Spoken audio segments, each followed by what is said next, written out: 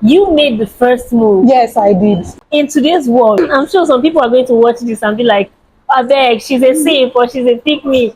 Like, A 15-year-old girl has no business talking about relationship. A girl should be more focused on building herself, both academically, emotionally. At 15, a girl should be focused on her academics, getting mentorships, building friendships, not relationships. there's a finish line. Yeah. But if you don't continue working, you will never get to the finish line, right? They say there is light at the end of the tunnel, but how would you see the light if you never get to the end of the tunnel? Welcome back to Phanie's Lens, where we explore what it really takes to lead, influence, and shape the world around us.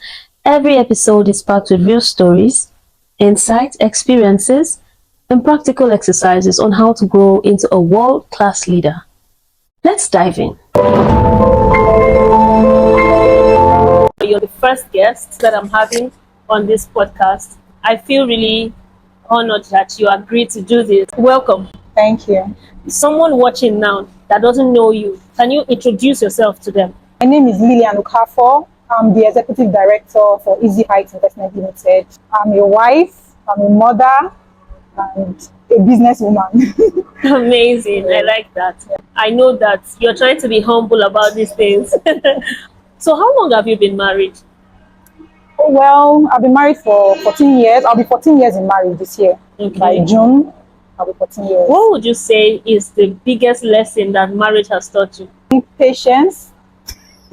Like when I was single, Yeah. I always took things. When I expect things from people, I expect it and I expect you to do it. If I expect you to act like this, I expect you to act that way. Yeah. You know. But being married taught me patience. You know, give people room to be themselves, to express things their own way. Everything don't have to be the way I want it to be done. I think like this person might actually think differently to taught me understanding. Sometimes in your brain it might be a certain way. You'll be like, can't you see what I'm like? How can he not understand? And he's not saying it at all because he's not saying it from your own point of view. Men never really see things the way we do. No. They are wired differently. They are wired completely different from women are wired. You guys dated for a while before you got married. At what point did you know that he was the one? From the beginning, before he even asked me to be his. Tell me more about it. Okay, first of all, we met online. I remember that was in 2011. Online? Yes, we met, Wow. we met on Facebook in 2011. I remember it was on the 7th of January 2011. He sent me friend request on Facebook. And I was my friend then, my best friend, still my best friend to date. I remember being with her when I received that friend request and I was like, this cute guy just sent me friend request. Somehow I just felt like I just knew that this was the guy I was going to be with, you know. It was because then when I was dating, when I was younger, I was very intentional about my dating life. I was not dating, I would say I was waiting. I didn't want a situation whereby I'll be in this relationship and break up and go into that relationship and break up. So I was just waiting for that right person. You know, so when I saw his request, his friend request that day, a part of me knew that he was the one somehow. That's nice. Well, a lot of people struggle to know that. A lot of people struggle to be able to tell the right from the wrong.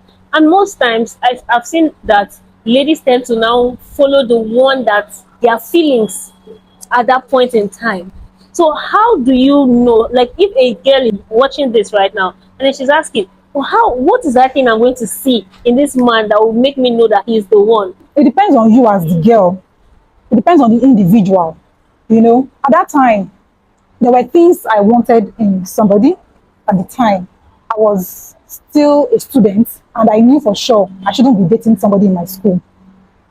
I always told myself then that whosoever it is that I'll be dating will be somebody that is probably working in the office and not idle, you know. So you had standards. Exactly. I had things that I set out for myself. And when, like I said, when he sent me that friend request, of course I went through his profile because not only his fine face, no, I would not say I was attracted by just the fine face. I went through his profile to see and know more about who this person is. And I was impressed at the time with what I was seeing. And I was like, okay, I think this is it.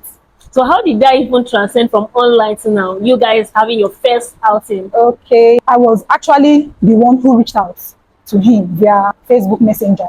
I reached out to him. In fairness, he was not forthcoming. He was not. He was not all that receptive.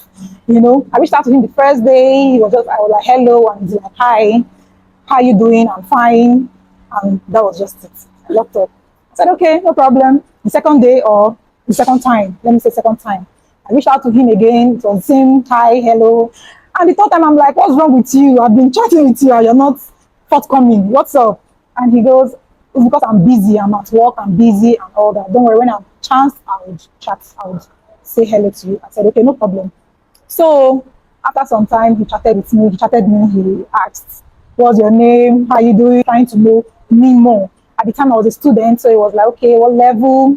It was just flat, really, really flat until I remember that day, 20th of February, 2011. Don't forget, I said he sent me a friend request on the 7th of January. On the 20th of February, that same year, he now sent me a message that he will be coming into town, would like to see me. I should give him my number, which I did.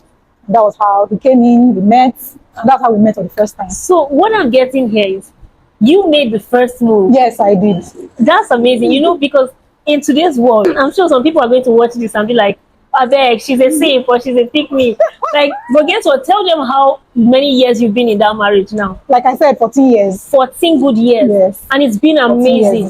So from your point of view now, there's nothing wrong with a woman making the first move towards a man. As long as you know that's what you want. Yeah.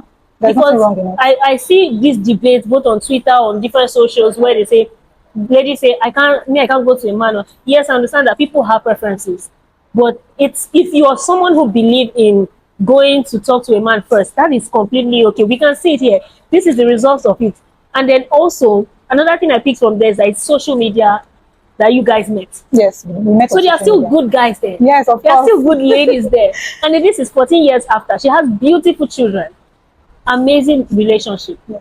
Like, have you had that moment in your marriage where, because I know we can't say it's all rosy. So have you had that moment where you're like, I don't want to do this. Did I really make a mistake?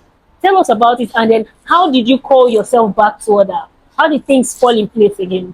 In the beginning of my marriage, I had that feeling so many times. There were so many times I felt like, oh, I've made a mistake. I shouldn't have been with this person. We are two different people coming together from two different backgrounds. I grew up in a different home. He grew up in a different home. He has different ideology, same as me. So we are two different people now coming together. Of course, it won't be rosy. There were times we've had misunderstandings. There were times I've regretted. But, well, if you like, I always tell people, if who you are married to is a good person, no matter the difficulties, no matter how hard it becomes, you people will always find your way around it. I think there's emphasis on a good person. Yes, a good person. Because who you marry matters. Yes. Anybody who has been in marriage or will be in marriage will still have to experience that part where you're like, uncertainty. Yeah, it's inevitable. Right? So, but it becomes even easier if the person you're married to is a good person. Yes. You're very successful. You're doing well for yourself. And I know that.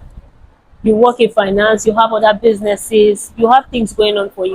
What is submitting under a higher leadership, the leadership of a man? What does it mean to you? Submission is easy when the person you are submitting to protects you as a woman. Either high or low, wherever you are a woman. A woman is a woman. And as a woman, if the person you are submitting to protects you, provides for you, is accountable to you, submission it becomes very easy. Whether you have made it or you have not made it, it becomes easy. In a relationship, there could be two strong people, but among those two strong people, there will always be that one person who makes the final decision. That person is the leader. If a man in your life is a leader, protects you, provides for you, and is accountable to you, submission is. That's amazing, because emphasis on leadership. The man has to be an amazing leader. He has to be a great leader. Yes. Because it takes a man who is leading right to make a woman submit right. Exactly. Someone was talking to me the other day and said, like, the man is constantly demanding respect. And I'm like, if you lead right, you don't need to tell a woman to respect you. No. You don't. then that means your leadership has an issue. Yeah. So for you, submission comes easy because the man that is above you leads right. Leads right. Have you ever loved someone who wasn't good for you, and then while you guys were dating, you didn't realize that he wasn't good for you? How were you able to detach yourself from that situation? Intentionality. Like I said before, I've always been intentional about my dating life while I was single. As a single girl, I've never been one person to jump into relationships. Like I said, I was trying to avoid jumping in and jumping out. Yes. I didn't want a situation whereby by the time I'm getting married, I've dated like 7, 10. I know.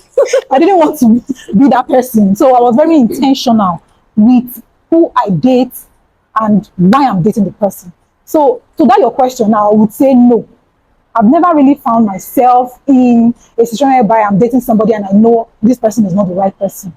No, I've not found myself in that situation. That's beautiful. In this day and age, when the social media age, you see, like everything happens on social.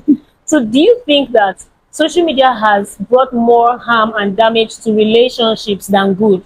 I won't say it has done more harm because those things that affect relationships has always been there. Even before social media, they've always been there.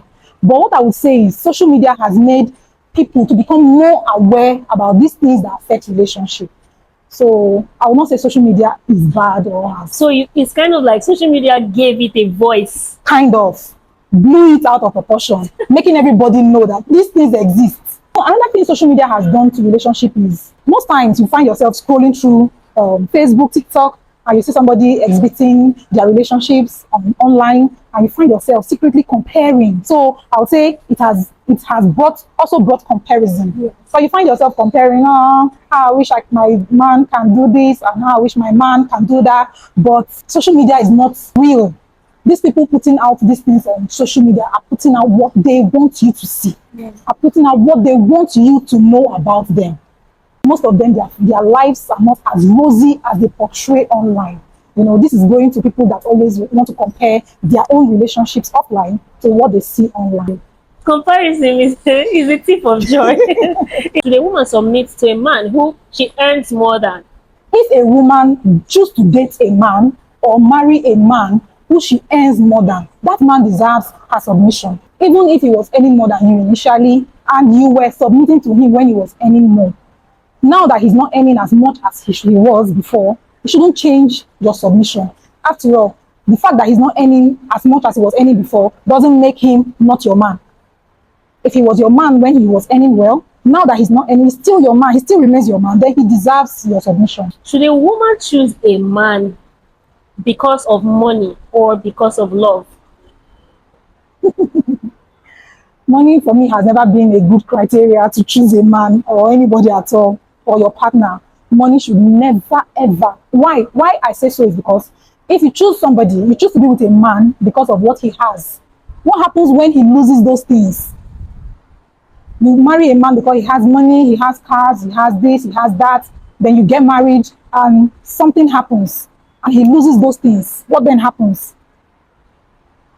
That marriage will definitely not survive because the basis in which you married that person has been taken away.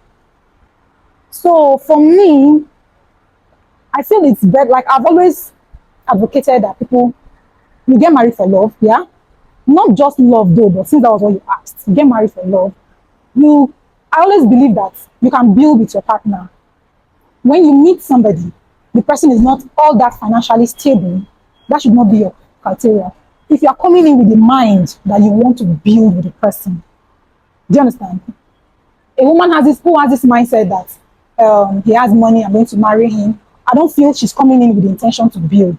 She's coming in with the intention to eat, groove and enjoy. When those things probably go off, she's out.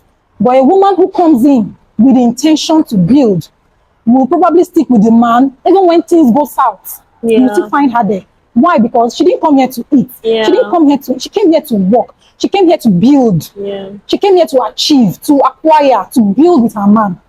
Even when things are not going well, you will find her there. Why? Because she knows that she's here to build and things will probably get better as time goes by. Yeah, it's funny you said to build with her man. And I'm also a big supporter of that, building with your person, right? Because if you chose that person, it means that you should be willing to submit and respect the person. and stay with the person. So my question is, how do you handle partners who don't know how to like give their partners, appreciate their partner? Giving comes with being in love. If you love somebody, you automatically give the person. So I feel like if you are with somebody who does not give you, to me, it goes to show that the person does not love you. Amazing. Yes, the person does not, because if the person really loves you, he will give you when you need to be given. Giving comes with love. Giving comes so much with love. So you hear some people say he's stingy. I was not, when I was in a relationship with him, he was too stingy. No, he was probably giving somebody else. If you are in a relationship with him and he can't give you, if he has, there's a difference. He doesn't have, that's why he's not giving you. There's a difference Yeah. between he has, he's not giving you. If he has and he's not giving you, it's because he does not love you enough to give you. A man who loves you would want to give you everything he has. He would want to, if he can catch the world to give to you, he will want to do it. That's one of the signs to show that somebody loves you. How do you feel about being involved in your children's life as a parent? Like, does it matter to you that the man is as involved in the kid's life as you are? A father figure in the lives of the kids are very, very important. For me, growing up, I had my dad. My dad was emotionally available to me. He was financially available to me just as much as my mom. My parents were both available emotionally, financially, and in all ramifications. So when I talk about my parents, I don't just talk about my mom. I talk about my dad as well because he was available. So for me, it's very important. I don't need a man in my life who will go and be finding the world and searching to save the world while his kids are there unattended to emotionally. Yeah. Emotionally, because this when you do these things for your kids, you are also teaching them how to be present in their own children's life. Do you understand? It's not just about being present in your child's life. My first child is a girl, you know, and I feel like she learns from things she sees her dad do. She will know what to expect from her future husband, from what she's seen from her dad today. Like me, in my home, we are both involved. In the catering of the home, in the finances, we are both involved. In the children, we are both involved. My husband is a big part of the household. He's a big part of the children's life. He's a big part of their academics. I would even say a bigger part, if you ask me. He's very, very involved. And I wouldn't have gone for less. I wouldn't have settled for less because my father was just as much a bigger part in my life growing up. So my kids are watching their dad now. So what they see him do today determines what they will accept from their partner, especially the girls. Especially the girls, because the girls, they look up to him, they watch him, they observe him, they see how he takes care of them, they see how he takes care of me. And when they grow, they expect either that or something better from their partners. So for me, it's a big deal for the man to be involved in the lives of the children. Well, I believe a single mother can nurture a child if the father is not available. But if there is a father figure, he should be available. Because it's also play like you asked, it plays a major role in how the child sees things, in how the child turns out. As a male child, there are things a man will teach a male child that a woman might not be able to relate with. There are communications a man will have with his sons that might not feel too comfortable for a woman to have those kind of conversations. Yes. Now, in the event that the man is not there, Yeah. let's say the man is dead. Let's assume a woman who lost her husband. Will she say she will not train her children? No. But in this case, we know that the man is not available. Yeah. So the woman cannot put in all her effort and all. But in the event that the man is available, he has to rise up to his responsibilities. If the man is there, he must play that fatherly role. Very important. That's amazing. This has been one very, very insightful episode. I'm not even going to lie. What do you think about showing vulnerability towards the people that you are leading? Do you think it's okay for a leader to be vulnerable in front of the people that they are leading? Yes, I don't think it's a bad thing. It also makes the people you are leading believe more in you. It makes them see you as human. It makes them respect you more. It makes them easily learn from you or be able to relate with your leadership. I want us to talk about ladies and how these days women take being independent. Now we see so many women trying so hard to do something, but then there's this set of women who have this narrative in their head that they came to a different kind of world, and then men has to do the hustling while they do the enjoying. What do you have to say about those women? It still boils down to upbringing. I come from a home where my mom worked. My mom worked, my dad worked. You know, at first in my early childhood, my mom was a stay-at-home mom because my dad wanted her to stay at home. But as time went by, when things started turning upside down, things started becoming tough at home. She snapped out of her sit-at-home mom thing and went back to work. So when things started picking up, she realized, a woman who has touched money at some point will not want to go back to being independent. So when things started picking up, when things eventually picked up, she refused to go back to being a sit-at-home mom. So a better part of my growing up, I saw my mom work. I don't mean just work, I mean hustle. She hustled as much as my dad, and supported my dad. She supported my dad financially in every way she could, in any way she could, and in every way she could, she did. So it's not okay for me. I don't. It's to me, it's an eyesore when I see women being, you know.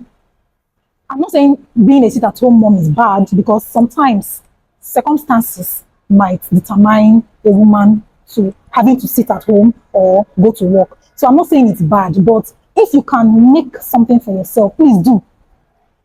Don't be overly dependent on a man. And even if circumstances makes you have to stay at home, at least there are women who they work from home. They do all this buying and selling at home, drop shipping and all that. There are so many, even as a sit-at-home mom, there are so many things you can do to make money. But when a woman has to overly be dependent on a man, as a woman, you need to sit up. You need to sit up, because it gives room for insults.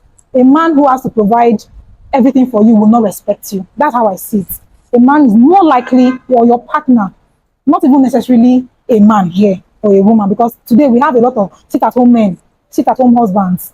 We have them. So a partner is more likely to respect you when both of you can meet at a certain level. Yes. Not just sit at home and expect that person to bring and bring and bring. You guys should match yourself somewhere. You bring, he brings, or she brings, he brings, she brings, he brings. Just meet somewhere. And I feel like as an individual, if you set out to do something, you build yourself, you learn. When you set out to work, you learn. Unlike when you sit at home, you become redundant as time goes by. Especially if you're not the type. Yes, especially if you're not the type that reads, you don't engage in, reading. You find yourself, at some point, there will be nothing for you and your partner to talk about. Like when you, as a lady, you go out, you work, your man goes out, he works. When you come back, you guys talk, have a conversation. You talk about how your day went. But if you are a sit-at-home wife, your husband comes back and how is everybody at home? And that's it. You find yourself not having anything to talk about. Before you know it, as time goes on, you might even start disconnecting from your man or your partner, not necessarily man here. You might start disconnecting from your partner because you guys don't talk. Why? Because there is nothing to talk about. But when you go out there, you see things, you meet people, you learn. You come home, you share what you have seen outside, or what you heard, or what you witnessed, or what you learned, share with your partner. There will always be something to talk about. And that way you guys will even bond. That's how I see it. So now what you do, because if you have to meet yourself at a certain point, he brings and you bring, does that mean that it has to be like 50-50? I don't believe in 50-50. I've never believed in it. Growing up, I never saw my parents do that. I've never believed in it. I've always seen my mom support my dad financially, but my dad has always been the one taking charge of all the finances in the house. When it comes to feeding my dad, when it comes to school fees, my dad, when it comes to this, my dad, and that's how my husband is too. My husband takes care of everything. Feeding, clothing, school fees, anything. My role is to support financially. Sometimes I might feel like, okay, let me see, because he's holding this project, okay, let me just support you with this amount for the school fees. That's not 50-50. That's not indeed. That's not 50-50. That's support. Okay, I feel like, okay, this might be too much for you. Let me handle this. Let me take care of that. Or you don't even need to tell him. You just come and you take care of this because you know you can do it. You take care of this, you take care of that, you take care of this, and you'll be like, okay, honey, you did this and you did that. Okay, fine, thank you. Wow, that's nice. Wow. I was thinking of getting this. Thank God you did. That's support. I don't believe in 50-50. I just believe in women supporting their husbands. I love that. I love that. Honestly, this nobody has explained it like this. I've watched tons and tons of video, and no one has explained it like this. I don't believe in 50-50, but I believe in support. So there's something I've been meaning to ask. I see some men and they say that they can't be in a relationship with a woman without being sexually involved with her first. What do you have to say about that? Do you think that it's okay for a lady to insist that she doesn't want to be sexually involved with this person until after they are married? That question is tricky because, well, I feel if a lady says she doesn't want to be involved in sex, it's her right. It's within her rights. And if the man she's with choose not to respect that, she should not be with that person. I'm not saying I have a problem with couples in a relationship engaging in sex before marriage. I'm not saying I have a problem with that. But as a lady, if you feel or you say you do not want to be in a sexual relationship, your man should respect that. And if he can't respect that, you shouldn't be dating that person. You should be dating somebody else that will respect your opinion. What do you think about savings when it comes to relationship? Do you believe in my husband's own is our own, then my own is my own? I believe my husband's money is our money, my money is our money. That's my belief. A man who can be intimate with you should have access to your money. If you can't sleep with that man, he should be able to have access to your money. I don't believe in let's eat your money and my money is my money. I don't believe in that. Whatever I have, I believe is ours. Like I said, as a woman, you are in that relationship to build. If you are in a relationship to build, you will not see your money as your money. You will see it as a money to use to build the family or build your husband or build whatever it is that you need to build in the relationship. A 15-year-old girl now is out there listening and watching us, and she's wondering because everywhere now you turn it's like it's relationship. A lot of young girls are feeling, I don't know, this peer pressure kind of thing. So if a 15-year-old girl is listening to you out there somewhere and is wondering, should I be focusing on relationship at this point in my life? What advice would you give to your 15-year-old daughter? The advice I'll give to my 15-year-old daughter is to choose herself.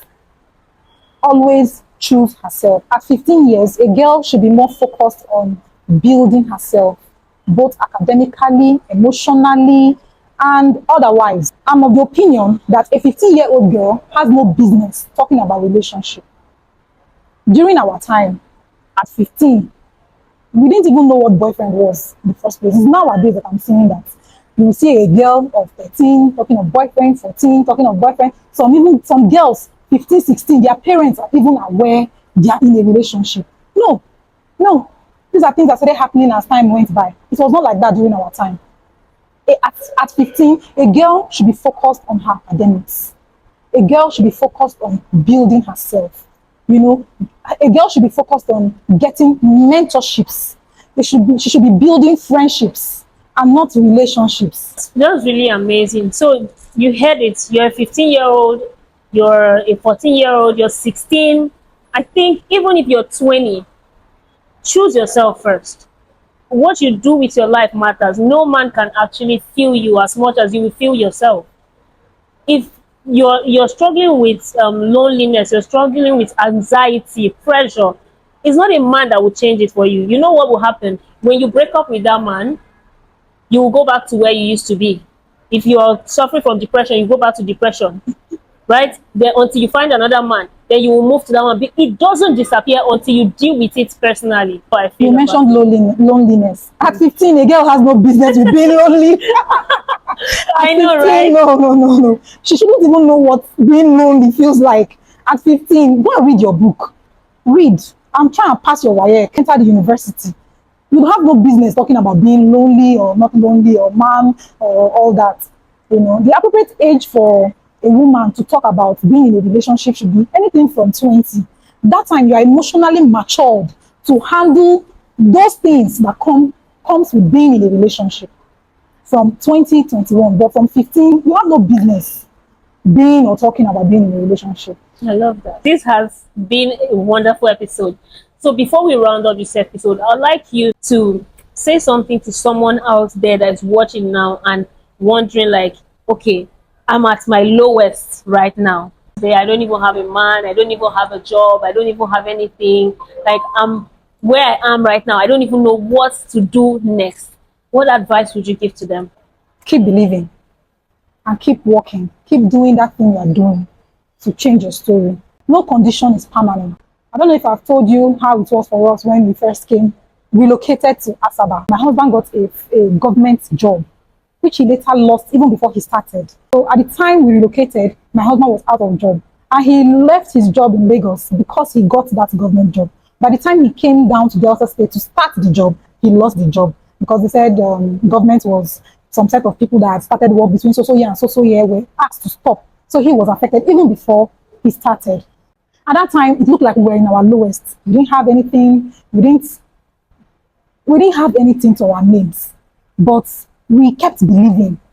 Once there is life, there is hope. We did everything we could, lay our hands on business, do this, sell land, sell properties, this, that. And today, we are not where we were then. Not even close. We are far from where we were then. So keep doing that thing you are doing. You know, if it's that business you are doing is not working out well, just keep consistency. Yeah. Breeds result. You would improve and things will definitely get better. So just keep pushing. So guys, she said it. Keep pushing. Be consistent. Consistency breeds results. And you know one thing is for sure. As long as you keep working, there is a finish line. Yeah. But if you don't continue working, you will never get to the finish line, right? They say there is light at the end of the tunnel, but how would you see the light if you never get to the end of the tunnel? Remember, it's my view and it's your choice.